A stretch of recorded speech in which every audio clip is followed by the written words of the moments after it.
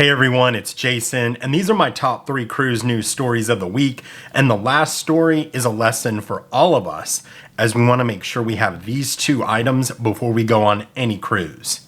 So cruise story number 1, Royal Caribbean announced some exciting news this past week, and it's an additional beach or area on Perfect Day at Coco-Cay.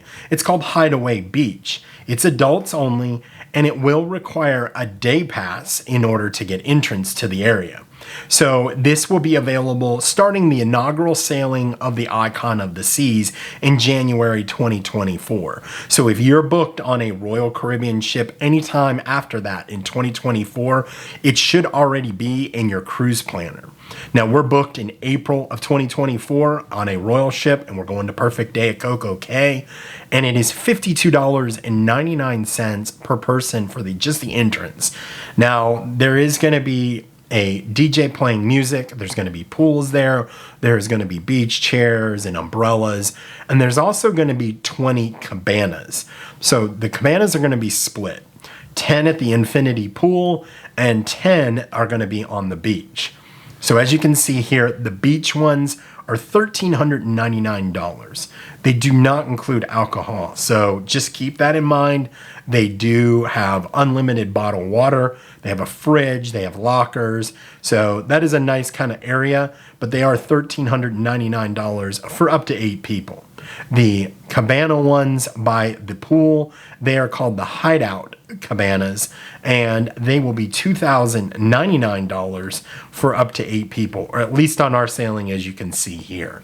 Is this something that you'd be interested in doing, checking out? We're going to check it out in April of 2024, so I'll make sure to have a video of that there. I do think this is going to be a similar kind of concept to Virgin's Beach Club at Bimini. So I think that's, if you've been there or you know anything about that, I do think that it'll probably be very similar. And looking at the video and the pictures, it does seem that Royals will be a little more elevated than the one at Bimini. So cruise story number 2, and this is something that you don't hear quite often, is a cruise ship captain and his first officer could be facing jail time. So this was on the Mein Schiff 4, and it's by TUI Cruises.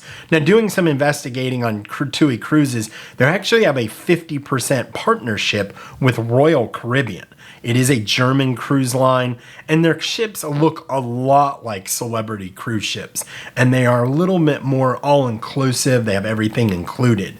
The interesting thing about this is they were sailing through a shipping lane, and it was marked as a dredging area. Now, they had to stay over 900 meters, 2,700 feet away from this dredging vessel, and they sailed by at 150 meters. The dredging vessel had to take immediate action to make sure that the cruise ship sailed through safely. They dropped their anchors, they moved. So very quick action by the dredging vessel.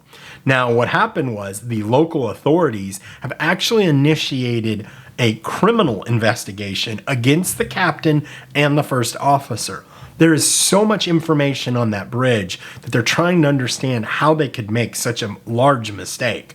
And if they are convicted of these things, and it's like gross negligence, they could face up to 2 years in prison each. So wild story there. It's not a lot out in the news because there's just not a lot about TUI Cruises, but very interesting information out there. I'll keep you guys updated on that one because I'd like to see how that one plays out myself. So before I get to story number 3, I would appreciate it if you could like this video. It does help the channel grow. Also consider subscribing, as I do daily cruise news shorts and daily tips and trick shorts. I also do longer videos at 8 a.m. on Saturdays and Sundays. I appreciate it. Thanks so much. So cruise story number 3, and this is a hot button for me, these 2 items. So 2 women were involved in a hit and run accident in Cozumel, Mexico. They sustained pretty major injuries. They were taken to the hospital. One did not have any insurance. So she had a compound fracture. They just wrapped up her arm. The second one does have insurance, but they're not sure if it'll cover her in Mexico. And she needs surgery on her foot. They're being told they cannot leave until they pay upwards of a $20,000 hospital bill. It's being reported they didn't have cruise insurance. And it's also being reported that they did not have their passports. I can't stress enough the importance of having cruise insurance. And so cruise insurance, there's all different types, all different kinds. I know some of you are going to ask for a recommendation, and I can't because I don't know your situation. But I know mine, and here's what I look for. I always look for $50,000 to $100,000 in medical insurance.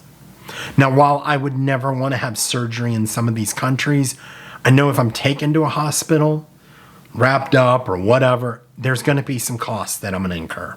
So I wanted some protection there.